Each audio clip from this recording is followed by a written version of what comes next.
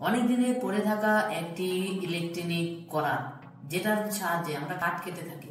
প্রথমে স্প্রে দিয়ে এর জং ধরা নাটগুলো খুলে নেওয়া হচ্ছে। অনেক দিনের পুরনো হওয়ায় এতে খুলতে অনেক সমস্যা হচ্ছে। সবগুলো নাট আস্তে আস্তে করে খোলা হচ্ছে।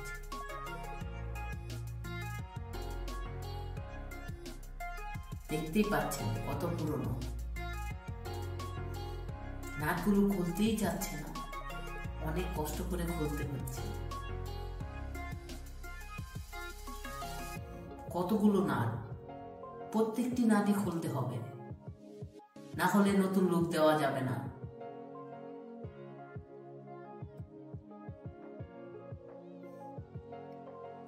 দেখতেই পাচ্ছেন এটা হচ্ছে মোটরের কয়েল। এটাকেও খুলে আমরা নতুন লুক দেব। এটা হচ্ছে বিয়ারিং, যেটার সাহায্যে মোটরটি চলে। প্রত্যেকটি নাট খুলতেছি।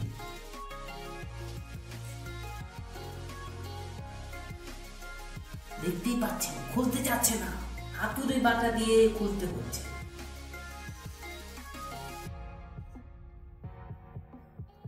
এবার এটিকে পরিষ্কার করব ভালো করে। লিকুইড দিয়ে ভালোভাবে পরিষ্কার করে নেওয়া শেষ। এবার কেমিক্যাল দ্বারা রংগুলো উঠে নেওয়ার চেষ্টা করা হচ্ছে। দেখতেই পাচ্ছেন রংগুলো উঠে গেছে। এবার আস্তে আস্তে সবগুলো রং তুলে নেওয়া হচ্ছে। ভালোভাবে ঘষে এটাকে নতুন লুক দেব। আস্তে আস্তে রং দেওয়া হচ্ছে। এটাকে কালারফুল করার জন্য হলুদ রং দেওয়া হচ্ছে। দেখতেই পাচ্ছেন কত সুন্দর দেখা যাচ্ছে। পাশগুলো ঘষা হচ্ছে। এবার বেলেটটিকে ভালোভাবে পরিষ্কার করে নেওয়া হচ্ছে। দেখতেই পাচ্ছেন কত সুন্দর দেখা যাচ্ছে পাশপাতিগুলো। এবার প্রত্যেকটি বিয়ারিং এ গ্রিজ লাগানো হচ্ছে।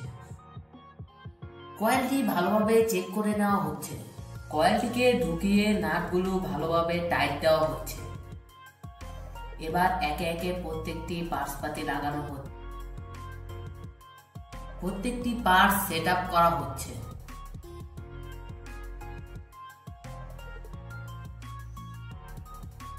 হাতুড়ি পিটানো করা হচ্ছে ভালোভাবে লাগানোর জন্য। এবার প্রত্যেকটি নাট লাগানো হচ্ছে।